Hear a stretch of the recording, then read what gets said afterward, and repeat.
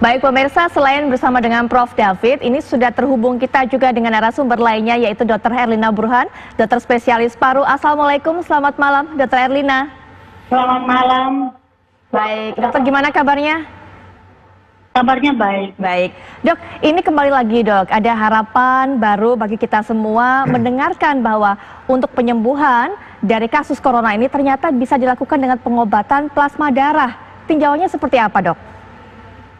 Ya, jadi kan semua kita tahu bahwa obat yang spesifik untuk COVID ini belum ada. Jadi para peneliti mencoba berbagai obat yang diperkirakan mungkin bisa. Bukan obat saja, tapi juga cara-cara termasuk pemberian plasma ini. Plasma konvalesen dari pasien-pasien yang sudah sembuh, tapi melalui proses tertentu diberikan kepada pasien.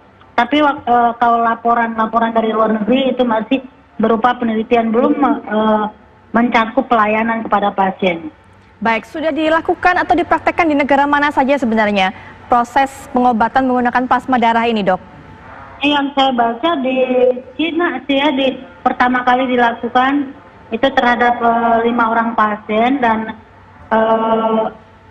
menurut laporan dari 5 pasien ini ternyata memang bagus bahwa setelah diberikan demam pasien, suhu pasien menurun, kemudian juga ada beberapa parameter yang diperiksa seperti interleukin 6, jadi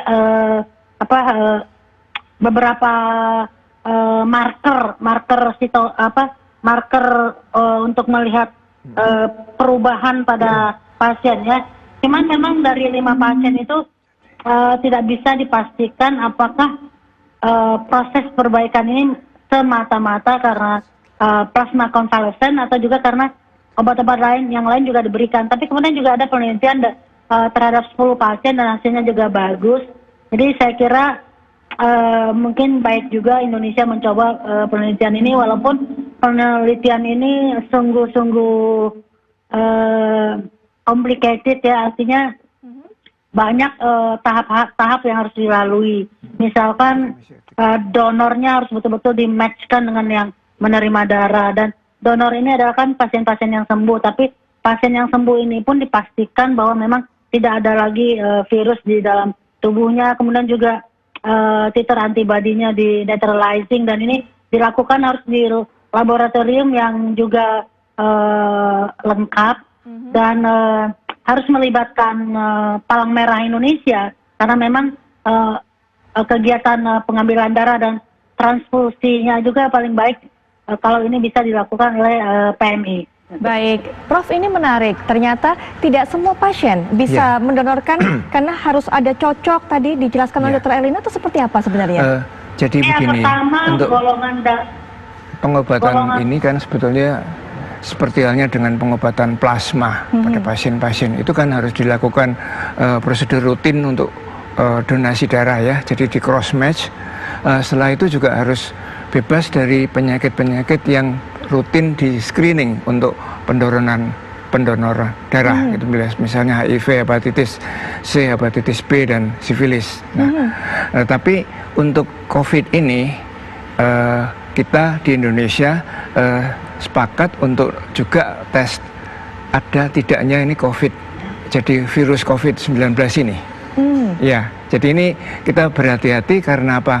Virus itu kan kalau tes PCR itu kan dari swab ya. Nah ini yang akan diberikan darah, ada kemungkinan mungkin kan masih ada di darahnya. Karena ya, jadi walaupun ini sudah dinyatakan sembuh, ya walaupun sembuh, tetapi kemungkinan dia kondisinya memang belum kembali sempurna.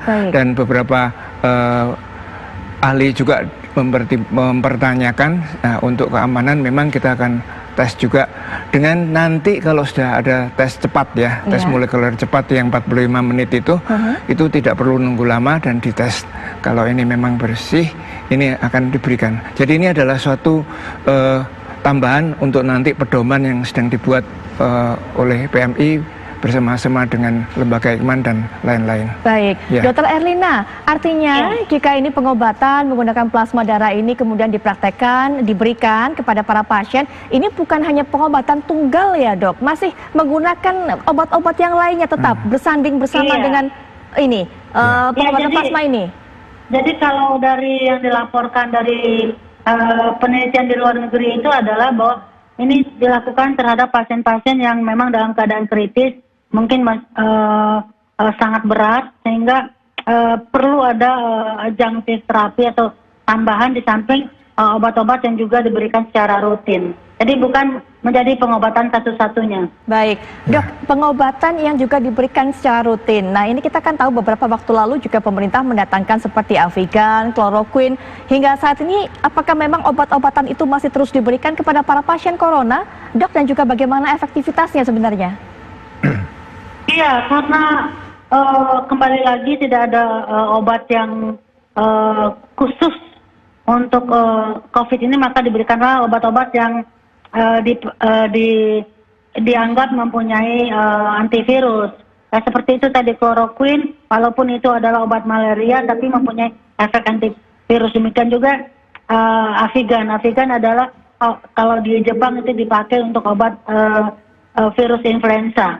Ya, jadi memang kita menggabungkan beberapa obat, dan sementara karena availability yang banyak adalah oseltamivir yang juga merupakan obat antivirus influenza, itu sekarang lebih banyak dipakai daripada Avigan yang katanya baru dibeli pemerintah, dan tapi saya tidak tahu distribusinya sudah sampai di mana. Baik, Dr. Erlina, kita tahan dulu ya dok, kita jeda sejenak, nanti mungkin kita bisa jelaskan atau Dr. Erlina bisa jelaskan ada nggak sih dok sebenarnya efek samping dari pengobatan menggunakan plasma darah ini, dan juga Prof. David bisa menjelaskan apakah memang penggunaan plasma darah ini hanya bisa untuk meningkatkan antibodi atau hal-hal lainnya. Nanti kita akan jelaskan setelah jeda berikut ini, tetaplah bersama kami.